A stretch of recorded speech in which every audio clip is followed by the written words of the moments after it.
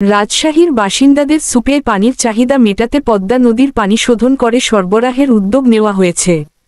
চীনের Hunan construction engineering group company লিমিটেডের সহায়তায় গোদাগাড়িতে নির্মাণাধীন শোধনাগার প্রকল্পের কাজের ইতোমধ্যে 20% শেষ হয়েছে।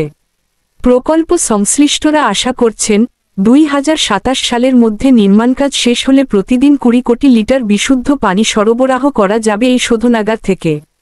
রাজশাহী ওয়াসার প্রধান প্রকৌশলী ও প্রকল্প পরিচালক পারভেজ মাহমুদ বলেন, প্লান্ট থেকে পানি 26.5 কিলোমিটার প্রধান সঞ্চালন এবং 48 কিলোমিটার প্রাইমারি ও সেকেন্ডারি পাইপলাইনের মাধ্যমে নগরীর গ্রাহক পর্যায়ে পৌঁছানো হবে। ওয়াসা এবং সড়ক ও জনপথ বিভাগের মধ্যে চুক্তির পর রাজশাহী গোদাগাড়ি সড়কের পাশে বসানো শুরু হয়েছে সঞ্চালন লাইনের পাইপ। সব মিলিয়ে প্রকল্পের সার্বিক অগ্রগতি 20%। 4 বছর মেয়াদী প্রকল্প শেষে 2027 সালে দৈনিক 20 কোটি লিটার বিশুদ্ধ পানি পাবেন নগরবাসী। স্থানীয় সরকার বিভাগের যুগ্ম সচিব সাইফুল ইসলাম বলেন, জলবায়ু পরিবর্তনের নেতিবাচক প্রভাব মোকাবিলায় সুপে পানির সংকট সমাধানে সরকার কাজ করছে। নির্ধারিত সময়ের মধ্যে প্রকল্পের কাজ শেষ হলে রাজশাহীবাসী নিরাপদ পানির সুবিধা ভোগ করবেন বলে আশা করি। তিনি দেশের অন্যান্য এলাকায়ও এ ধরনের প্রকল্প বাস্তবায়নের জন্য আন্তর্জাতিক সহযোগিতা চেয়েছেন।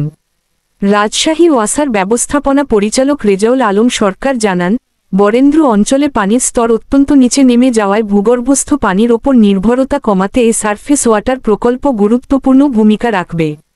প্রকল্প পরিচালক ও রাজশাহী ওয়াসার প্রধান প্রকৌশলী পারভেজ মাহমুদ জানান, গোদাগাড়ি শোধনাগারের মাধ্যমে কাটাখালী, নৌহাটা ও গোদাগাড়ি পৌরসভার 30টি ওয়ার্ডের বাসিন্দারা নিরাপদ পানির সুবিধা পাবেন।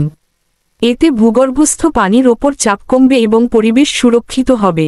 প্রকল্পের তথ্য অনুযায়ী 2015 সালে সম্ভাব্যতা যাচাই শেষে 2023 সালের জুনে কাজ শুরু হয়।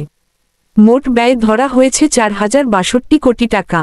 এর মধ্যে বাংলাদেশ সরকার দিচ্ছে 1748 কোটি টাকা এবং বাকি 2313 কোটি টাকা অর্থায়ন করছে হুনান কনস্ট্রাকশন ইঞ্জিনিয়ারিং গ্রুপ।